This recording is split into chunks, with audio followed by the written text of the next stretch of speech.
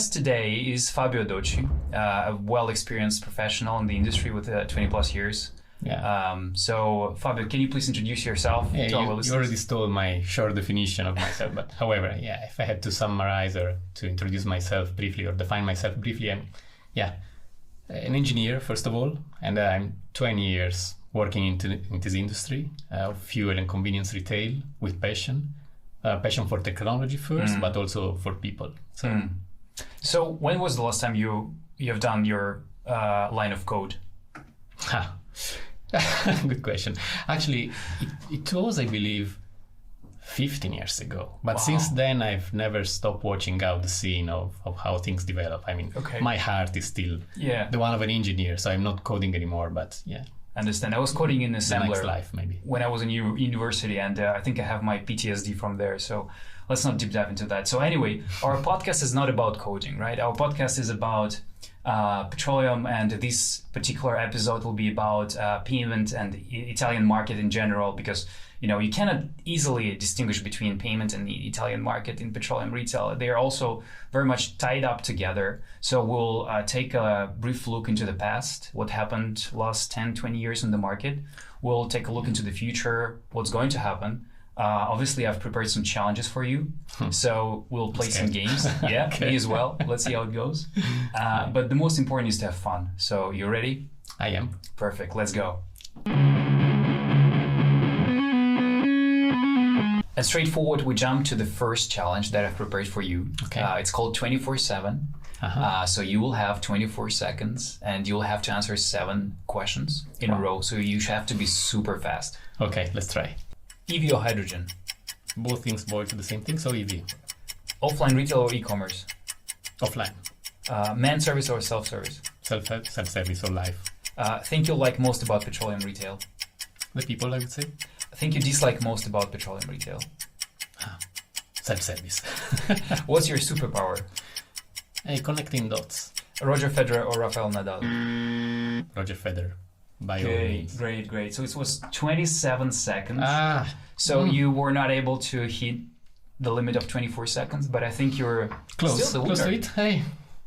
Yes. Congrats. Because it was only me, so. Yeah, it's the first episode. You still hold the record. No problem. Hey, okay, good. I'm satisfied. Almost satisfied as well. Yeah, so that was almost ready. 24/7 challenge with Fabio Docci. Italian market is really, really different compared to everything else. It's unique, yeah. So what makes it so unique? I would say maybe 2 or 3 things. So first of all is the size, right? So it's we can count maybe around 20,000 stations across Italy. Okay, Italy is big, yes, it's long. It's a very unique morphology as well. So that historically makes Italy a place where you need stations all over. And so this dimension of 20,000 sites makes that unique for sure if you compare to other countries in Europe. And then also the fact that convenience retail didn't develop very much. So go to any other country, even in Southern Europe, you find much more developed convenience retail. So that's possibly the 2 things which strike in the eyes. I'm sure if I have more time, I could find many more. Maybe the third is the great diffusion of self-service.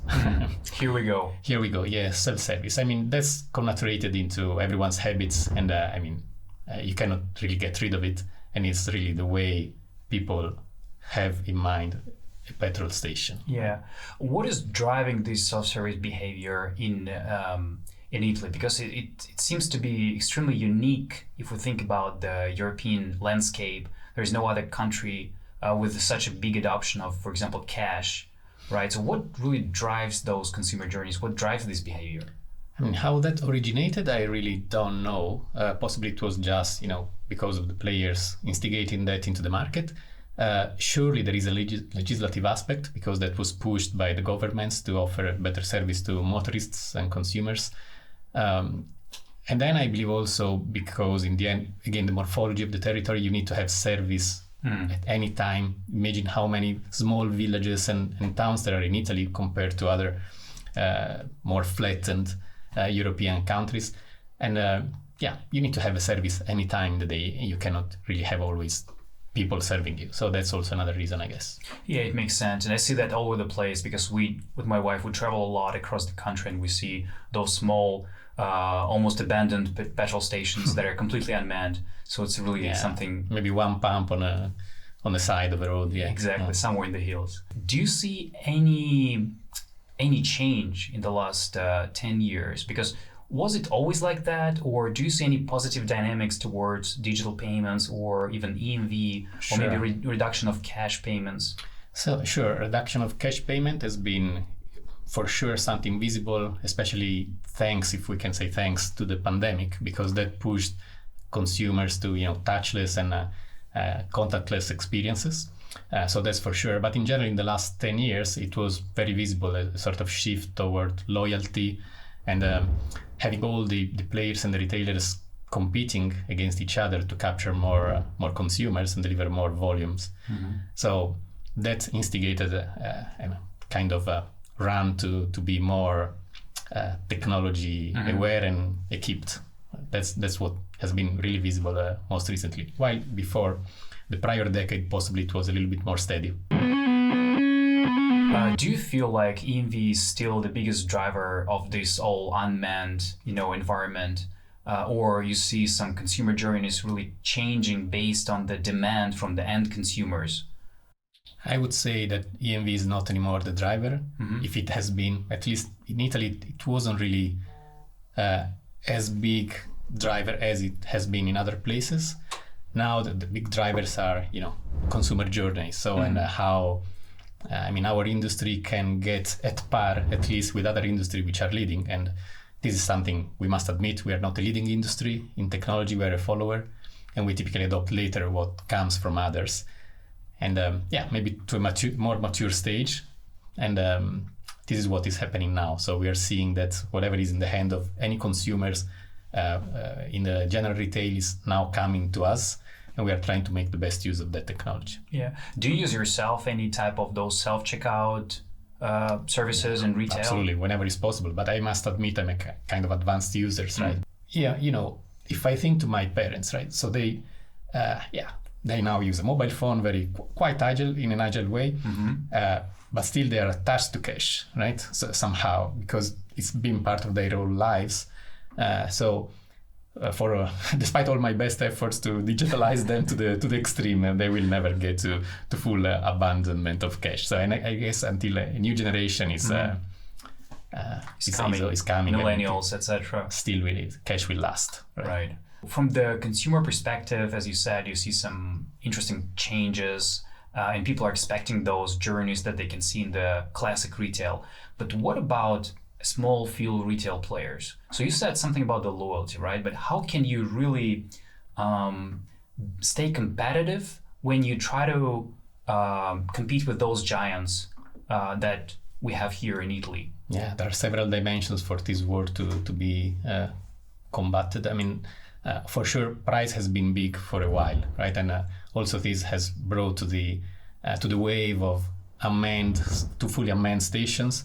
So that's then converted into the reconversion of many of those stations into manned stations to offer better service to consumers and reattract them. So that's been another battleground for many retailers. But for the smaller ones, I would say that still the level of service that they can offer to their local consumers, depending on the scale, but to various smaller scales than the full country, that's for sure been and is today again a great discriminator, whether you can get some loyalty from from customers, not necessarily yours. Everyone would like the customers to be theirs. Right? Yeah, but that's very difficult, right? That's very difficult. Speaking about technology, so we've spoken about the consumers, we've spoken about the retailers. What about the technologists? How big is the impact from the technological perspective on the market?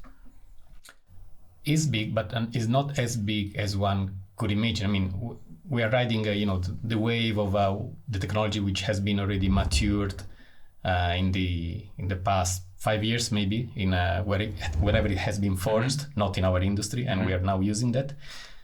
And I would say that the bigger impact we will see maybe in 5 years from now, 5-10 years, once the full AI concept will be blown further more than what it is now, and then we will harvest that without the big investment that only can take place in other industry, which is not ours. Mm-hmm. And I'm really glad you have mentioned AI. You know why? Why? Because the next challenge is about ChatGPT. Oh. So it's called To ChatGPT or Not to ChatGPT. Okay.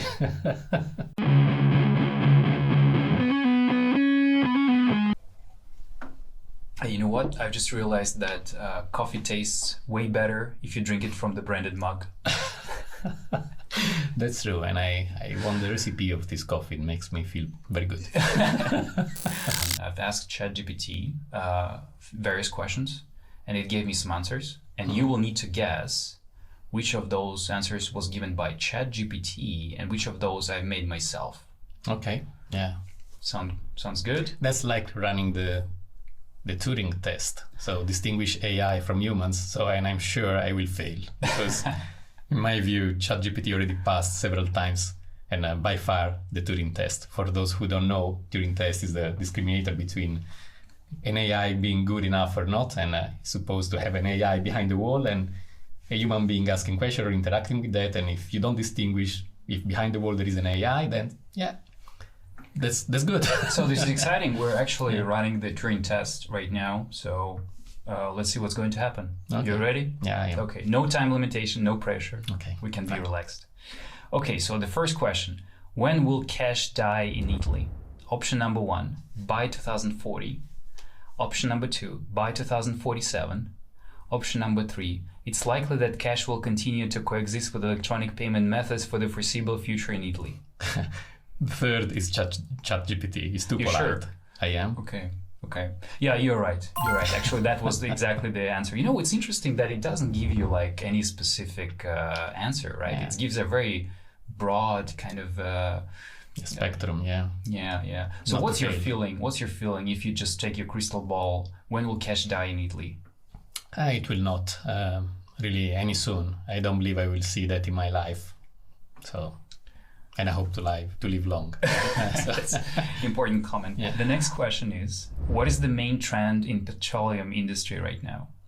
All right. Well, surely is... Let's first listen to what ChatGPT thinks about that. So you're right. I have four options. Yeah. So first one, investing in alternative fuels. Second one, offering eco-friendly products. Third one, implementing sustainable practices. Fourth one, all of the above. The first should be the one from ChatGPT. Investing in alternative fuels. Mm-hmm. Why? Well, that's actually what I also believe is going to happen, and is happening right now. So the multi-energy principle, not just electric, but biofuels and you name them. So, and I believe if ChatGPT is part of today's discussions, sensing them from the world, it should be the answer. However, we also know that ChatGPT is not up to date up until, I don't know. Yeah, 2021, if I'm not mistaken. So maybe she or he, I don't know, has lost a bit of this process. Yeah, actually, the right answer is all of the above. Okay. And this is another thing I've noticed in ChatGPT. It gives a lot of options in parallel, and it doesn't give direction. Not to fail. Not to fail. So that's smart. Maybe something all of us need to learn from ChatGPT. Final question for this challenge. What is the key factor to be successful as the retailer in the fuel retail industry? First one, branding. The second one, location.